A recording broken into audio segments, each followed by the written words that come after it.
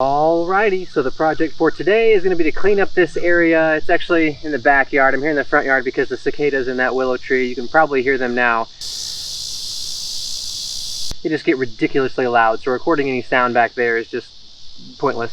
But I'm wanting to clean up this area right here that has been kind of the expansion section of my yard. I've got about 16,000 square feet right next to my house between the front yard, back and side yards, and then this summer I've been working on expanding my yard. So this is another 5,000 to 6,000 square foot section, and then I've got another 5,000 or 6,000 square foot section on the north side of my house. So I'm just kind of expanding everywhere. Next year I hope to get the north side a little bit better, but the section here that I'm working on today is the Monoco Bermuda grass seeded section. It's coming really well. It has thickened up a ton this year, and I'm really liking the way that it's turning out. But something that I did this year is that I put these grass bridges in. There was a big ditch all the way around my house, basically separating that 16,000 square foot section from these extra sections. And last year they were full of water like all year long. It was wet nonstop. Now this year they've actually kind of dried out a little bit, and so I wanted to put something in so that when it does get wet again, I can at least get mowers back and forth across that little ditch, because I literally could not. It was so soggy that they would sink. Yes, I did it a couple times. I sunk a couple of mowers in the deep mud. So the grass bridges are super helpful, and I'm able to get the Titan back and forth across over there. And I usually use the Titan, but I have been letting this section grow out a little bit in anticipation of this thing coming. So yeah, the Toro Timemaster showed up 2 days ago, and you can probably see back there the little grassy knoll that I've got. That's also Monoco Bermuda grass seed that I used there at the beginning of this summer, and I mowed that just a little bit ago with the Timemaster, and it works great. But I'm going to get this section cleaned up over here around this willow tree, and I want to sort of transform this section, mostly trimming up the tree. I want to make this into a better play area for the kids. We've even toyed with putting like a play set over here with some swings and a slide or something. The willow tree is kind of awesome, other than the cicadas that seem to congregate here, especially in the fall. And so for dual purposes of showing off the Timemaster, using it just to get more familiar with it, and then also cleaning it up back here, I'm going to use the Timemaster on that about 5,000 square foot section. Should be good times. As you can see, I've got my ear protection, my eye protection, because yes, this is kind of a sponsored video. This is at least free product. So Toro sent this to me for free. There's the disclaimer for you. I did not buy this machine. This was free from Toro. I just get to show it off to you guys. So thanks to Toro for sending that. It's amazing. But I do want to talk about safety glasses just a little bit, because not sure if everybody knew out there, I am an optometrist. I don't love these safety glasses. I use these because this is what I've got. I had some that were better and they broke. The strap broke on them. I plan on going and getting more like tomorrow, maybe even today. So by the time I'm trimming the tree, I will have better safety glasses, and I'll show you those, because those are the ones that I actually think that you should be using instead of these. These are fine. These are better than nothing. I'll say that. Better than sunglasses, because this is actually Z87 standard rated. Normal sunglasses aren't. They're not shatterproof. So I know most people are kind of like, oh, who cares? Like, it's going to be just fine. And you're probably right. What I think is a better idea is to have foam or some kind of liner. Again, I'll show you when I get my new safety glasses, but these don't protect from anything coming up underneath of them. That happens all the time. I see patients all the time that had something, whether it's they're grinding metal and metal bounced up off their cheek and inside the glasses, grass. I don't like mowing with these just because with the winds blowing, grass gets in there and it's just annoying to get grass into your eye. So I like to have something that actually comes in contact with the skin. So anyway, a little plug for eye health there for you. But anyway, let's get back here and start cleaning this up so the kids can start enjoying this little area a little bit more. So let's go. Let's go. Let's go. Let's go. Wow.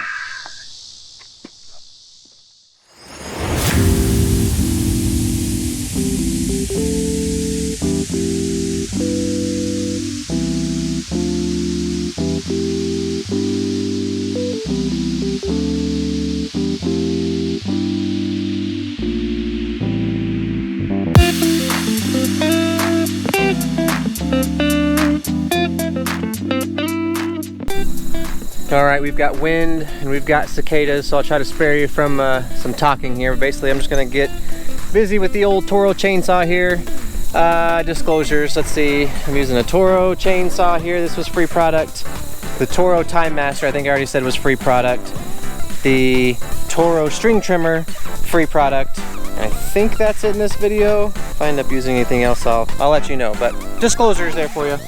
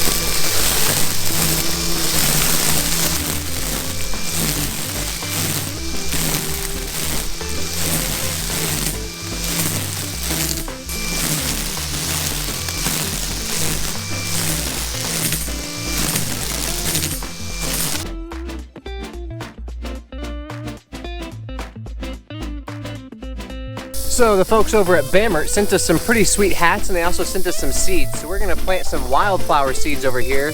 The garden is off to my right, I think it's to your left, and then the property line is off to this side. So this little section is gonna become like a wildflower garden, which should be kind of cool. I talked to the guy just the other day. He said his advice would be to plant some of the seeds now. Some of them will go ahead and grow, and some of them will stay alive through the winter. Some of them will pop up in the spring. Some of them are perennials, some of them are annuals, just a whole mix of wildflowers. So it'll be kind of cool to see what pops up. But I'm gonna plant some of them that they sent now and wait and plant some of them also in the spring. So this will be the little wildflower garden experiment here. Basically, they just said to scalp the area and throw the seeds down, make sure they get good seed to soil contact. They suggested rolling them in. That's never been one of my habits with grass seed either, but then just water it after that, of course.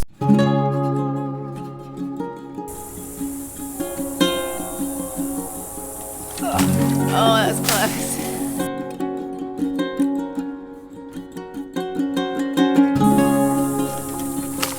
Oh yeah!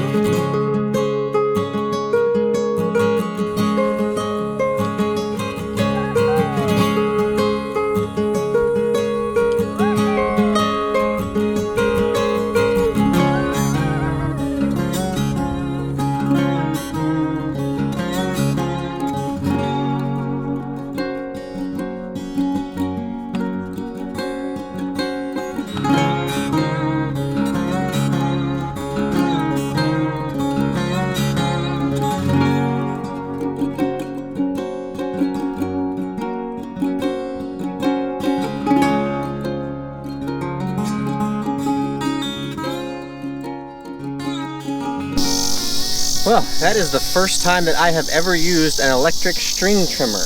It was pretty cool. It's quiet. It's like eerily quiet. I can hear the string hitting the metal on the little fence. I just weeded this little section right here. It cleaned it up really nice.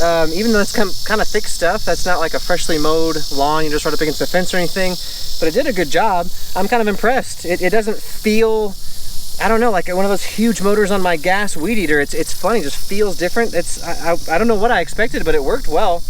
But I do have a gas weed eater that I love. It works great, and I have a pretty big yard and a lot of space. Of course, I've got a couple of these batteries now, so it's not that big of a deal. I know I could switch them out and get everything done that I need to get done, but I don't need this as much as somebody else does. There's somebody else in the community, in the DIY lawn care community, whose electric weed eater has kind of pooped out on them, and they are in need more than I am. So I want to pay it forward, kind of like Toro's been so good to me. I just want to forward this stuff on and help somebody out. So here you go, buddy.